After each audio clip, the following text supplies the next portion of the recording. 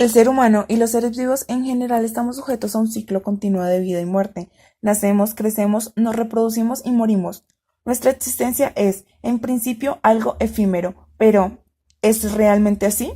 Numerosas creencias religiosas y filosofías proponen que no existe la muerte como desaparición del organismo, sino que nos reencarnamos o que una parte de nosotros, sea el alma o la conciencia, trasciende o se reencarna. ¿Qué opina la ciencia? ¿Hay vida después de la muerte?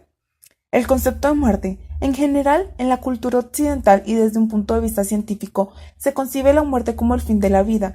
El organismo deja de ser capaz de realizar sus funciones básicas, perdiendo su homeostasis o estado de equilibrio y haciendo que el corazón deje de latir y bombear sangre.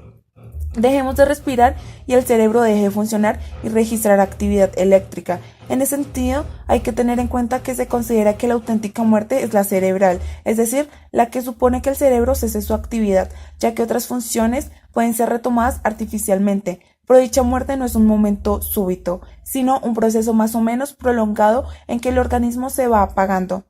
Que morir supone que nuestro organismo deje de funcionar como hasta entonces por sí mismo. Es algo compartido por la mayoría de tradiciones, creencias y estudios científicos. Sin embargo, es a partir de este mundo en el que empieza el debate. Nuestro organismo ha dejado de funcionar y finalmente hemos muerto.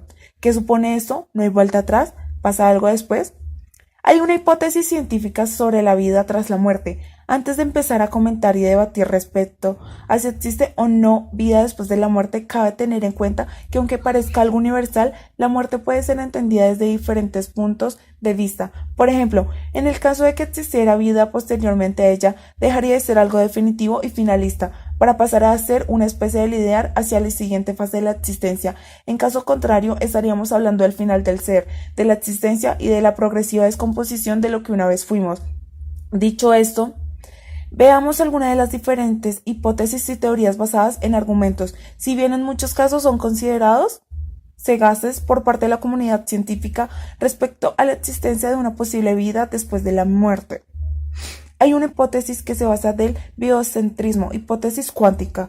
Otra de las hipótesis científicas que barajan la posibilidad de la vida después de la muerte es según Robert Lazar, el biocentrismo que se basa en la física cuántica. De hecho, considera que la muerte es solo un producto de la conciencia, una ilusión. Esta teoría implica que no es el universo el que forma la vida, sino lo contrario, que la vida genera lo que consideramos la realidad. En nuestra conciencia, lo que le da forma a lo que consideramos que es el mundo entre ellas es la misma muerte, también el espacio y el tiempo. Para apoyar esta teoría, el autor tiene en cuenta los resultados de experimentos de doble rendija, que manifiestan que una partícula puede comportarse a la vez como partícula y como onda dependiendo de cómo se observe. También se parte de aspectos como la percepción visual, que pueden cambiar si se alteran los receptores dedicados a ella. El anteriormente citado autor tiene en cuenta la teoría física de la posible existencia de múltiples universos. Teóricamente, nuestra muerte podría suponer el viaje de nuestra conciencia a otra dimensión universo. La vida se considera algo continuo de lo que no es posible salir. Hay otra teoría, la reducción objetivo orquestada. Esta teoría parte también de la física cuántica, para considerar que la conciencia no es más que información cuántica programada de forma biológica en microtúbulos dentro de las neuronas. Tras el deceso de dicha información, únicamente vuelve al universo. También se ha usado esta teoría para intentar explicar las visiones que algunas personas parecen tener en experiencias cercanas a la muerte. La ecuación de Yuri Berland. Yuri Berland es un estudiante ruso que ha creado una ecuación matemática en la que, partiendo de la consideración de la vida como información y estando vinculada con el tiempo, ofrece como resultado una constante. Ello podría indicar, según dicho estudiante, que matemáticamente es posible considerar la vida como algo constante y que por lo tanto no tiene un final, si bien se trata de una hipótesis que aún no ha podido ser publicada. Y por último, la hipótesis contraria a la existencia de vida tras la muerte. Una gran mayoría de la comunidad científica considera que la muerte es el final, no existiendo pruebas de la existencia de nada más allá. El sustrato neuroanatómico que permite la conciencia es el cerebro, lo que implica tras el cese de su actividad, esta también deja de funcionar. Muchas gracias.